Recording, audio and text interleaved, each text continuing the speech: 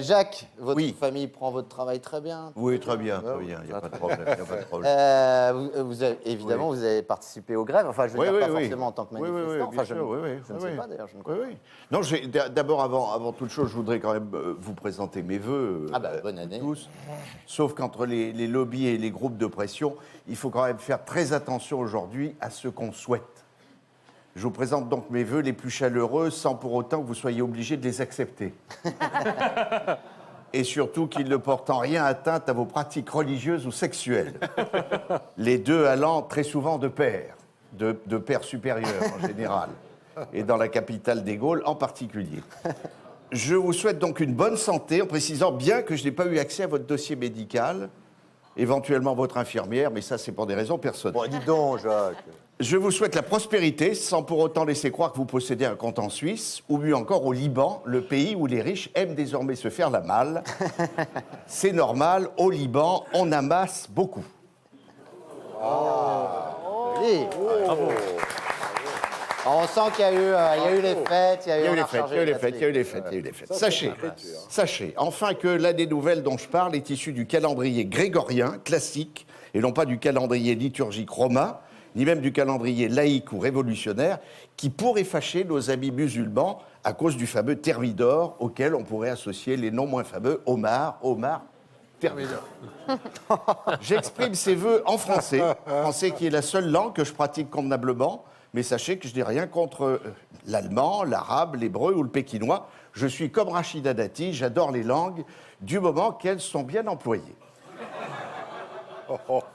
Je précise, enfin, que ces vœux sont valables pour les 12 mois à venir. Au-delà de cette date de péremption, aucune réclamation ne pourra être acceptée. À ce sujet, si vous deviez tomber malade ou simplement cocu après cette date, je ne saurais être reconnu comme responsable de vos déboires personnels, car ce n'est pas parce que je vous souhaite beaucoup de bonheur que votre femme n'a pas le droit d'en avoir aussi.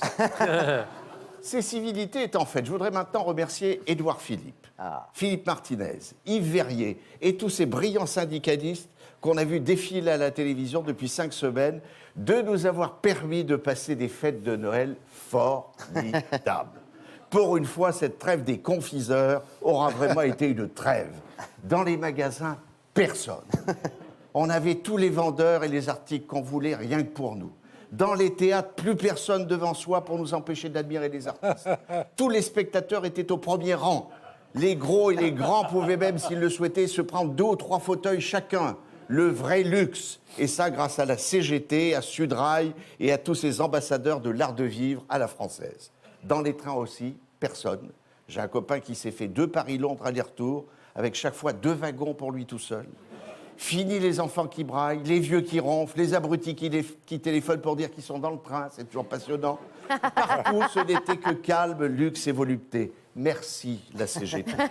Quant aux experts comptables, alors eux, c'était le bonheur absolu. Pas de déclaration de TVA à faire pour leurs clients, pas de recettes, pas de TVA. Ils ont pu partir au ski tranquillement, sans avoir cette hantise de déclarer la TVA avant de rentrer de vacances. Quand on a la chance d'avoir des lumières comme les gars de la CGT, on comprend qu'ils veuillent nous couper le courant. Ça ferait double emploi et pourrait risquer la surtension. Et ça, c'est de l'écologie.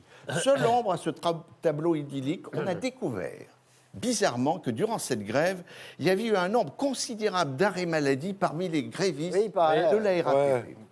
Cette grève a donc révélé qu'il y avait énormément de malades à la RATP. Et ceci malgré le régime spécial qu'ils sont obligés de suivre. Quand on pense que certains osent montrer du doigt ces pauvres gens sous prétexte qu'ils partent à la retraite à 53 ans, je vais vous le dire, pour eux, 53 ans, c'est beaucoup trop tard. Puisqu'à 35 ans, ils sont déjà malades. Vous imaginez, à 53 ans, ils doivent être usés jusqu'à la rame. Je trouvais déjà lamentable qu'on puisse faire travailler des enfants en Chine ou en Indonésie, mais qu'on fasse travailler des malades dans un pays comme la France, c'est indigne. Indigne de nos valeurs, de notre culture, de notre altruisme naturel qui ruisselle tel le torrent cristallin sur la pierre purificatrice de nos montagnes. Oh, c'est joli, ça. Je voulais le dire. Et, Je voulais le dire. Prends-en de la graine, toi, là-bas. Là, on prend des leçons. Oui, là, j'écris pour Macron. Là. et viens. À la RATP, c'est pas à 53 ans qu'ils doivent partir, c'est à 40 ans. Ça devrait être automatique à la régie autonome des travailleurs périmés. Je dis bien automatique, comme le métro du même nom. Ça rendrait service à tout le monde, puisque ce sont les seuls qui fonctionnent, les métros C'est vrai, il n'y a aucun problème. automatiques. Sur la 1 et la 14. Mais vous me connaissez, je suis un grand sensible, hyper quand je vais dans une grande surface et hypo quand je vais aux toilettes. C'est ma nature. De toute façon, le monde que nous vivons est devenu très complexe, voire de plus en plus contradictoire. La preuve, vous l'avez vu cette semaine, l'ancien patron de Renault est rentré chez lui et Mégane, elle va foutre le camp. Bravo. Jacques Maillot. Donc, je le disais tout à l'heure, c'est quoi? Bonne année, de quoi je me mets? Bravo, Deligne. Donc, Jacques, donc, je le disais tout à l'heure, sur la scène du théâtre des Deux Ânes, on est mal Macron, on est mal du jeudi au samedi à 20h30 et le samedi à 16h et le dimanche à 15h. Oui. Ils font pas grève. Vous faites pas grève.